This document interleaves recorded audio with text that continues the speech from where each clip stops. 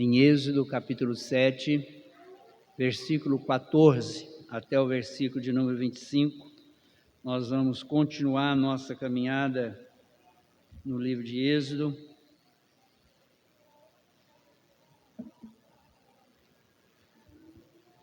Êxodo 14, Êxodo 7, de 14 a 25.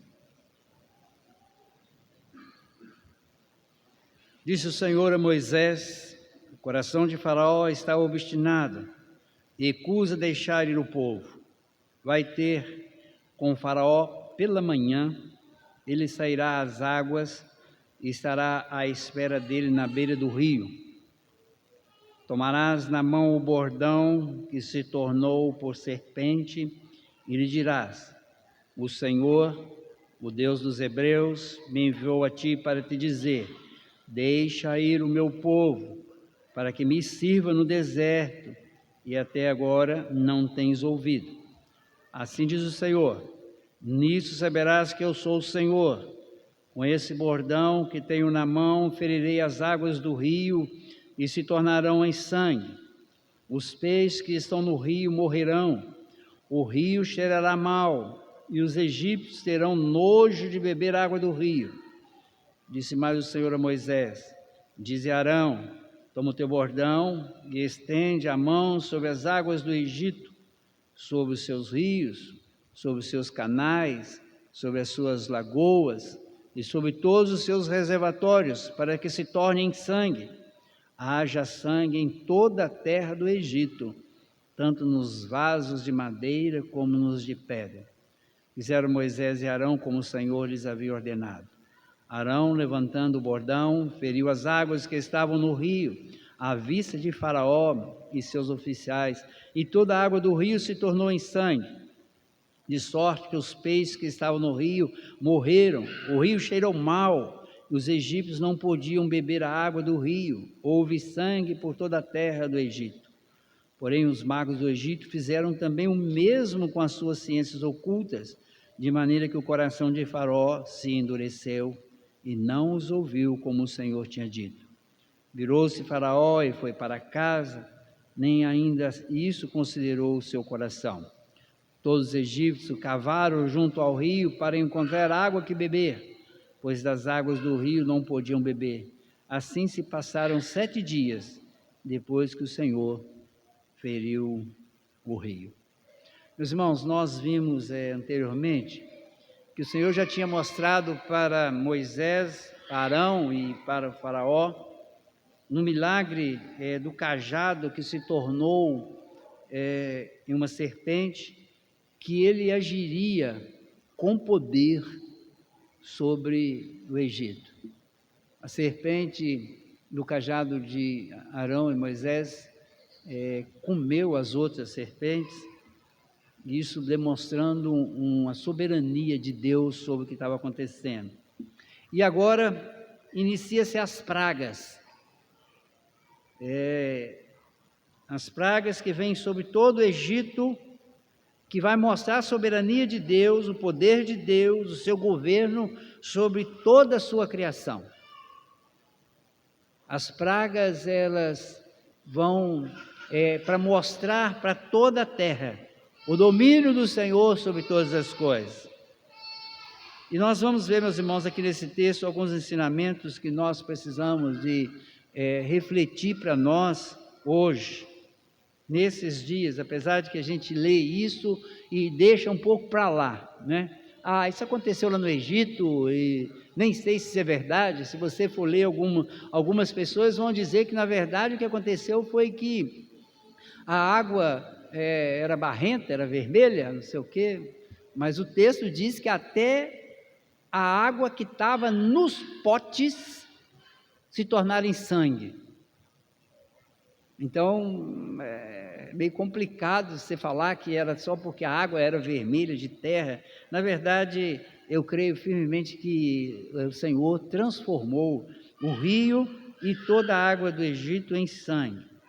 Primeiro ensinamento que nós temos nesse texto, que é a soberania de Deus sobre a criação e sobre os ídolos. Soberania de Deus sobre a sua criação. Deus não está, meus irmãos, num duelo de igual para igual com o Faraó. Preste atenção nisso. Deus não está num duelo de igual a igual com o Faraó, porque Deus é o Senhor absoluto sobre todas as coisas. Aqui, nesse texto, nós encontramos o julgamento dos deuses. Nilo era um rio que trazia fartura ao Egito, porque ele irrigava as suas margens, e ali havia prosperidade, ali havia riqueza.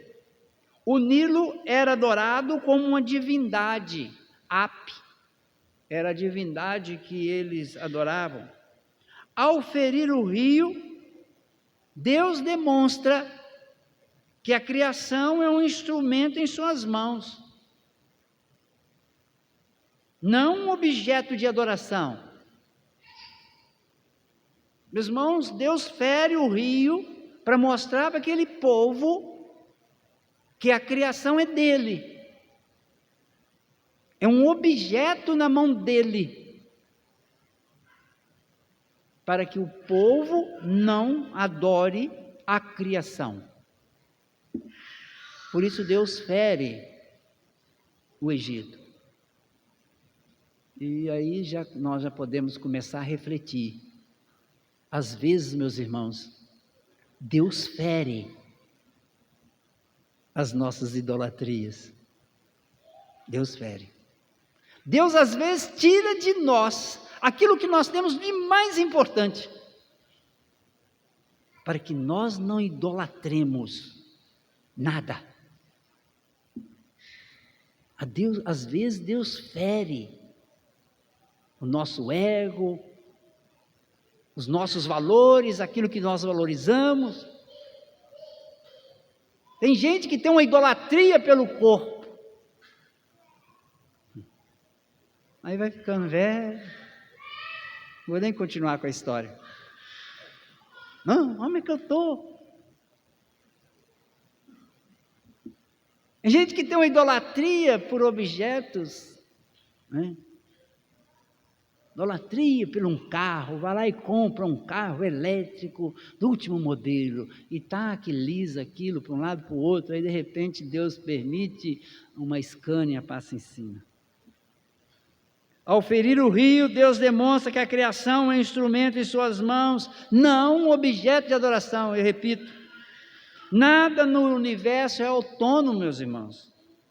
Aquilo que o mundo idolatra como fonte de vida, o dinheiro, o poder, a natureza, que hoje está sendo muito idolatrada, pode se tornar fonte de morte e julgamento sob o comando de Deus. Então, o primeiro ensinamento que esse texto nos dá é que a soberania de Deus sobre a criação e sobre todos os ídolos, Deus é soberano. E nós idolatramos muitas coisas. Segundo ensinamento que esse texto nos dá, meus irmãos, é que a doutrina da depravação e a dureza do coração do homem está aqui.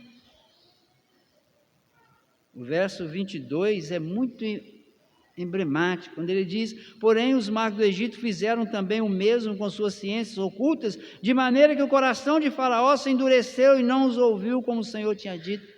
É interessante que Faraó, Deus fala com Moisés e Arão: olha, vocês vão para a beirada do rio bem cedo, porque o Faraó vai lá de manhã.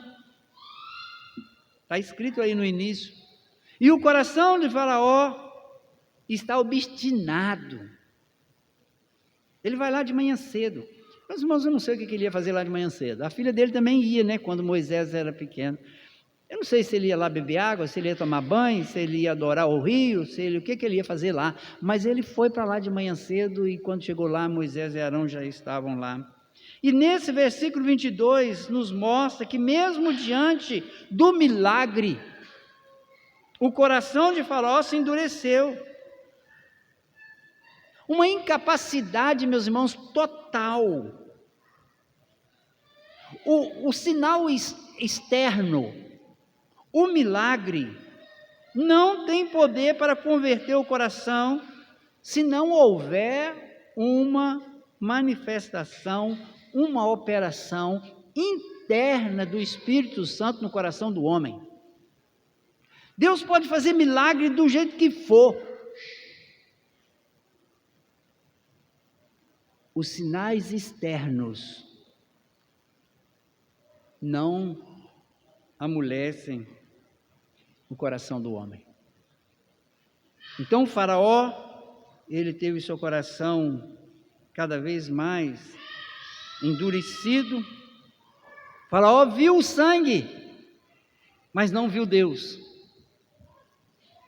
O faraó vê o sangue, mas não vê Deus. E a justiça de Deus, meus irmãos, se manifesta aqui.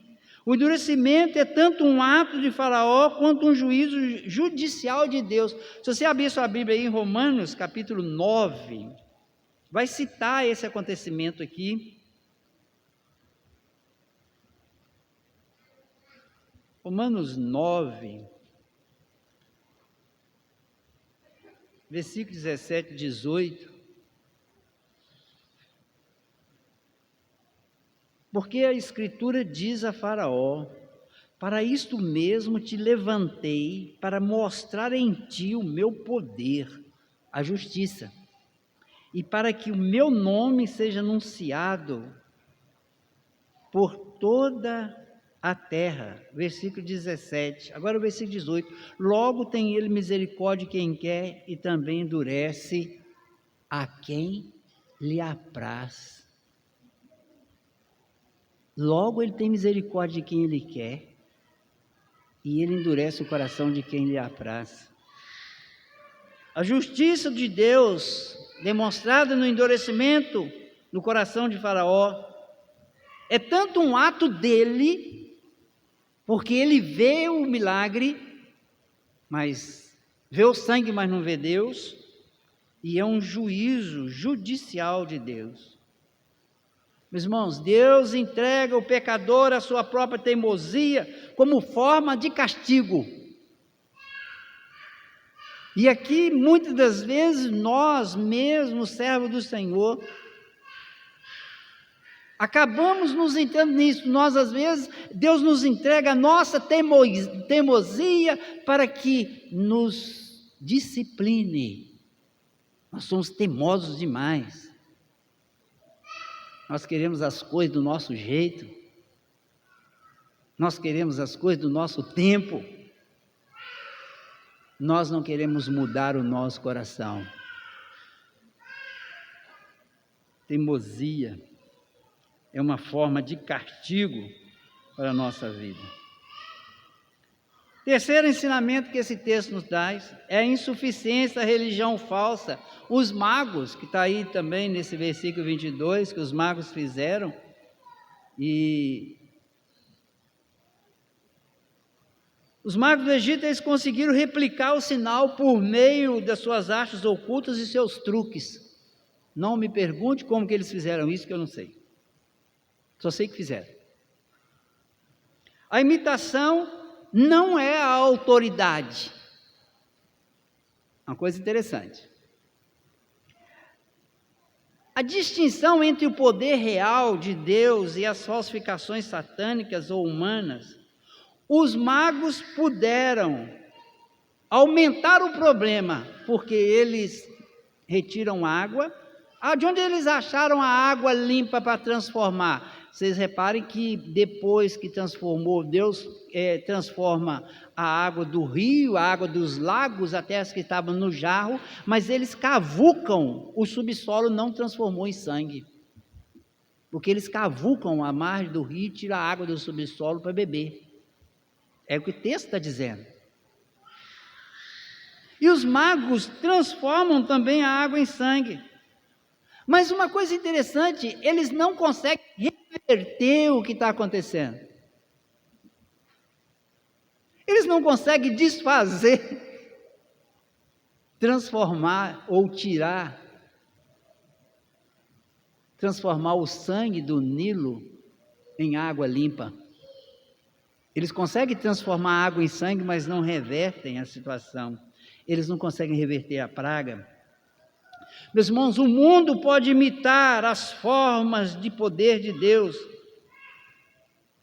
O mundo pode imitar o que Deus estabelece, o mundo imita, mas só Deus oferece solução e restauração. Meus irmãos, isso é visível. O mundo oferece solução através da psicologia, através da psicanálise, da psiquiatria, através da ciência. E faz muita coisa, meus irmãos. Mas tudo isso é mão de Deus agindo sobre o ordinário. O mundo não resolve o problema. A maioria daqueles que são médicos, são doutores, eles têm solução para tudo, até a hora que eles chegam e viram e dizem assim: acabou o que nós podemos fazer, deixa aí. E quantas vezes nós escutamos eles dizendo assim: não tem mais solução. Aí quando a gente pensa que não, a pessoa volta para casa. É para envergonhar o mundo. Então esse texto, ele nos ensina isso, que só Deus oferece solução e restauração. E aqui, meu irmão, eu quero dizer uma coisa, minha irmã. Só Deus pode restaurar a sua vida. Só Deus pode dar solução no seu coração, na sua vida, nos seus problemas. Os seus problemas vão se agigantando enquanto você tenta resolvê-lo conforme a sua vontade. E você não se submete à vontade de Deus. Você vai vivendo de um ciclo a outro, de um problema a outro. Passa 1 ano, 2, 20, 30, 40, 50 e uma coisa em cima da outra.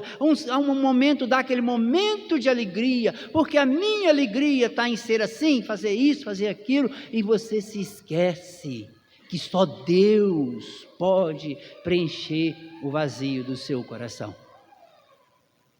Aí os problemas começam na sua casa, com seus filhos, com a sua família, no seu trabalho. Aí daqui a pouco você não aguenta mais trabalhar onde você está. E daqui a pouco você está falando aquele negócio assim, dá vontade de sumir no mundo.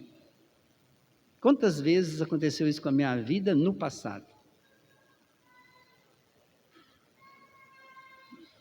Tinha uma amiga que falava assim, ela não era nem crente, ela falava assim: estou com vontade de me chutar o pau da barraca. Vontade de chutar o balde. Ela tinha um negócio de mandar. Ela tinha vontade de chupar o balde. Vou chutar o balde. Ou seja, eu vou jogar tudo para cima. Meus irmãos, isso é buscar solução da vida fora de Deus. Os magos não conseguem reverter a praga.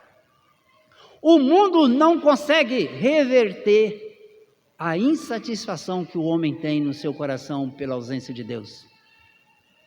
Nada nesse mundo pode suprir Deus no seu coração. O último ensinamento nesse texto, esse texto faz um prenúncio do juízo final. João Calvino frequentemente via nos juízos do Antigo Testamento uns tipos de juízo final. Ele estava sempre procurando isso no Velho Testamento. Aqui, meus irmãos, nós encontramos a santidade de Deus. O sangue no Nilo lembra que o pecado contamina a vida. Sem a intervenção divina, a própria fonte de sustento do homem, o Nilo, se torna um cheiro insuportável, um cheiro de morte. Aquilo que era objeto de vida para eles se torna um cheiro horrível. Enquanto Moisés transforma a água em sangue, um juízo sobre o Nilo, Jesus transforma a água em vinho, uma graça para o seu povo. Enquanto Moisés transforma a água em vinho, em sangue, trazendo morte, Jesus transforma a água em vinho, trazendo graça. E o que é mais importante, meus irmãos, Jesus oferece o seu próprio sangue para que não enfrentemos as pragas deste mundo. Jesus oferece o seu próprio sangue. Interessante. O rio que era de água, adorado pelo Egito, se torna morte, sangue de morte. Jesus, não reconhecido pelos seus, não recebido pelos seus, derrama o seu sangue para a vida. Coisa maravilhosa, meus irmãos. Esse texto nos mostra, nos dá 4 ensinamentos sobre Deus. A soberania de Deus sobre a sua criação. Nós precisamos de entender isso. Deus é soberano sobre a sua criação. A santidade de Deus diante da depravação do homem. Deus é santo, Deus não aceita adoração, Deus não aceita essa depravação do homem. Esse texto nos ensina a suficiência de Deus diante das falsas religiões. Deus é suficiente. Não adianta as religiões, até mesmo no nosso meio, nós ficamos inventando moda. O que nós precisamos é de conhecer a Deus. Me dizia um velho professor meu, prega quem Deus é, que o povo fará o que Deus quer. Prega o que Deus é. Esse texto nos ensina um 4º ensinamento sobre o nosso Deus. O juízo de Deus será real e é real. Todo joelho se dobrará diante do Senhor. Muitos se dobrarão por prazer e por alegria. Outros terão que dobrar chorando, porque não se dobraram diante do Senhor ainda em vida. Esse texto nos ensina algumas coisas sobre o homem. O ser humano em Cristo, ele tem os seus olhos abertos para ver as ações de Deus. O homem, quando ele é tocado pelo Espírito, que ele nasce de novo, ele vê os atos de Deus em tudo na sua vida. Em tudo. Ele vê Deus agindo na sua casa, na sua família, na sua própria vida. Ele dá graças a Deus por tudo aquilo que o Senhor tem dado. O homem sem Deus, por maior que seja o ato de Deus, o seu coração se endurece cada vez mais. Ele é insatisfeito com o trabalho, ele é insatisfeito com a mulher, ele é insatisfeito com o marido, ele é insatisfeito com os filhos, ele é insatisfeito com tudo. Tudo. Deus abençoa a casa dele, ele está insatisfeito, ele quer mais, porque o buraco no coração dele não tem fundo. É do tamanho de Deus. Então o homem, quando ele nasce de novo em Cristo Jesus, ele é satisfeito. Ele vê a mão de Deus. Quando a gente fica com muita insatisfação, meus irmãos, insatisfeito com tudo, isso é problema. Isso é problema na nossa vida.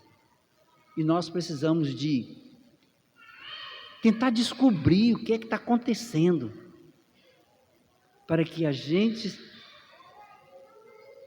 tenha alegria no Senhor. E o homem sem Cristo pode ter o milagre que for. Pode ter o milagre que for. Ele vai se enriquecendo, ele vai tendo as coisas, e tudo que ele vai fazendo porque ele acha que faz pelas suas próprias forças, e ele vai cada vez tendo o seu coração mais endurecido, mais e mais e mais. O que nós vamos fazer com esse texto? Está aqui. O que você vai fazer com isso? Primeiro, você tem que crer no poder de Deus sobre cada molécula, cada vírus, cada tempestade, cada terremoto. Você tem que ver o poder de Deus sobre todas as coisas sobre a terra.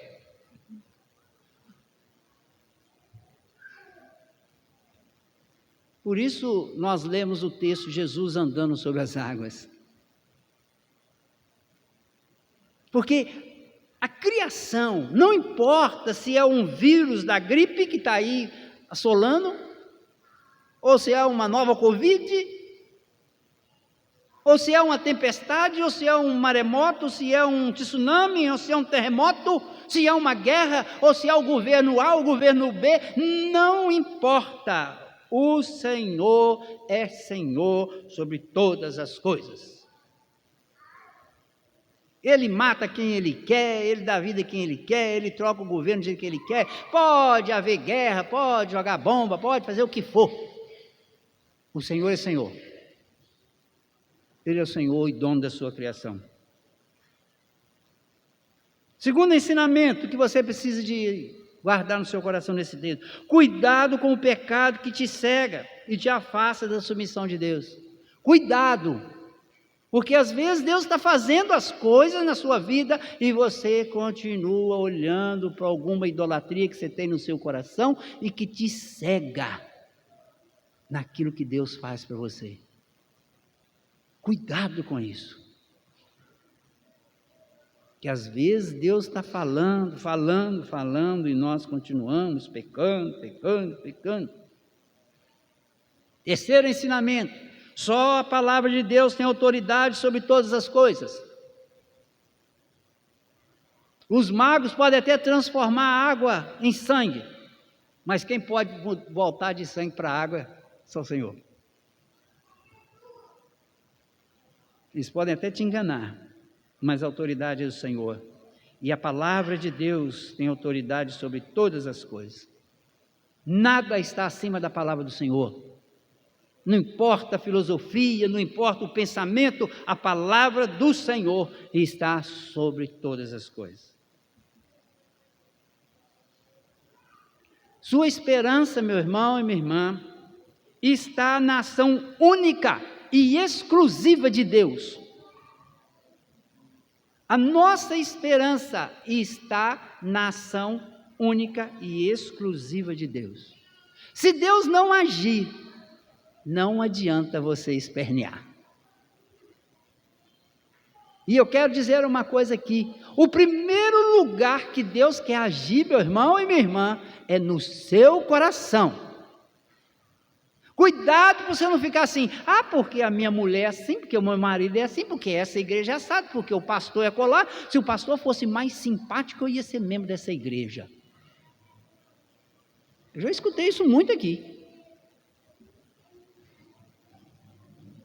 Meus irmãos, se você precisa da minha simpatia para ser membro da igreja, você está no caminho errado. Você precisa de Deus. Nós precisamos uns dos outros, porque nós somos o corpo de Cristo. O que diria minha mão falar que ela não precisasse? Já pensou se minha mão falasse que não precisava do pé? Ou o pé falasse que não precisasse da mão? Isso não cabe na cabeça de ninguém. Mas o corpo precisa da cabeça. Nós precisamos de Cristo. Nós precisamos do Senhor. Precisamos uns dos outros para caminhar nesse deserto da vida. Para carregar, fazendo aqui nos reportando a Êxodo, carregar o tabernáculo, carregar os mais velhos, carregar as mulheres grávidas por aquele deserto. Nós precisamos sim. Mas se a sua esperança está em alguma coisa desse mundo, saiba que a sua esperança tem que estar focada única e exclusivamente no Senhor. Ele é a nossa única esperança. Não é governo, não é salário, não é aposentadoria, não é você poder ter um carro novo, uma casa nova, um sítio, uma fazenda. Saiba de uma coisa: a sua esperança é o Senhor. Põe isso no seu coração. Por último, lembre-se, o Senhor Jesus realizou todos os milagres necessários para nós crermos nele. Tem gente que fica aí, porque se Deus fizer um milagre, se Jesus fizer um milagre, Jesus faz um milagre na minha vida. Meus irmãos, todos os milagres necessários para nós crermos em Deus já estão escritos na palavra. Ele não precisa fazer mais nada.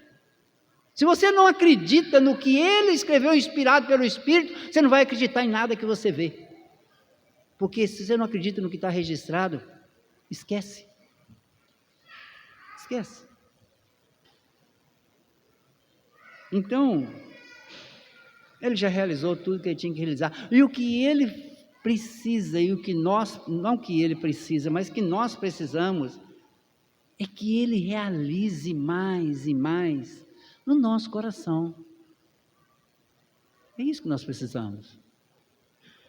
Que ele nos traga paz, que ele nos faça acordar desse sono que nos impede de ver o que ele está fazendo e de para onde nós estamos indo. Nós precisamos de pedir isso a ele. Nós precisamos de pedir a ele: Senhor, muda o meu coração. Muda o meu coração. Mas nós ficamos assim: Senhor, muda meu marido, muda minha mulher, muda meu sogro, minha sogra, meu vizinho. Para com isso, meu irmão. Fala com o Senhor: Senhor, muda minha vida. O Senhor mudando a minha vida, o resto basta. Eu quero concluir dizendo o seguinte: a manifestação do Senhor é para a sua glória e para que o seu nome seja reconhecido em toda a terra. Toda manifestação do Senhor é para a glória dele. E isso persiste até hoje, meus irmãos. Ou seja, a ação de Deus não é para nossa glória, não é para resolver os nossos problemas, meus irmãos. Deus não age para resolver o seu problema. O que importa se você vai ficar com um problema que você tem com ele o resto da sua vida? O que importa? Não importa nada. Você vai morrer com esse problema seu. Se Deus for glorificado, ele será glorificado. Não importa. Ah, mas eu vou buscar o Senhor. Peça o Senhor. Porque se Ele resolver um problema na sua vida, você tem que virar e falar: Senhor, não foi por causa de mim, não foi para mim, foi para a sua glória. Tudo que Deus faz, meus irmãos, tudo que o Senhor faz é para a glória dEle. Eu concluo dizendo o seguinte: Jesus andou sobre as águas. Domínio sobre a sua natureza criada. Pedro anda sobre as águas, não sei quantos metros, mas ele anda, porque ele pede: faça que eu vá me encontrar com o Senhor, e ele foi, e ele deve ter chegado próximo, porque ele fala com o Senhor: Senhor, socorre-me, e o Senhor o socorre. Então ele estava próximo, ele andou sobre as águas, ele experimentou o sobrenatural de andar sobre as águas, mas ele olhou para a força do vento. Meu irmão, minha irmã, para onde você está olhando? Se você estiver olhando horizontalmente, você precisa de mudar. Olha verticalmente, que as coisas mudarão no seu coração, na sua vida. Nós vamos fechar os nossos olhos, vamos curvar nossa cabeça. E eu gostaria que você refletisse um pouco em tudo isso que você ouviu aqui nesta noite e se perguntasse. A pergunta que eu quero que você faça a você é: o que eu preciso de mudar no meu coração? Essa é a pergunta. Eu não quero ver um milagre fora do milagre no meu coração. Senhor, me ajude a ver o milagre do Senhor no meu coração.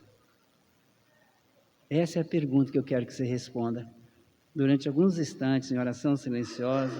Depois nós vamos cantar um cântico. Vamos orar e depois nós vamos dar a palavra aos nossos irmãos, os gideões que estão aqui conosco.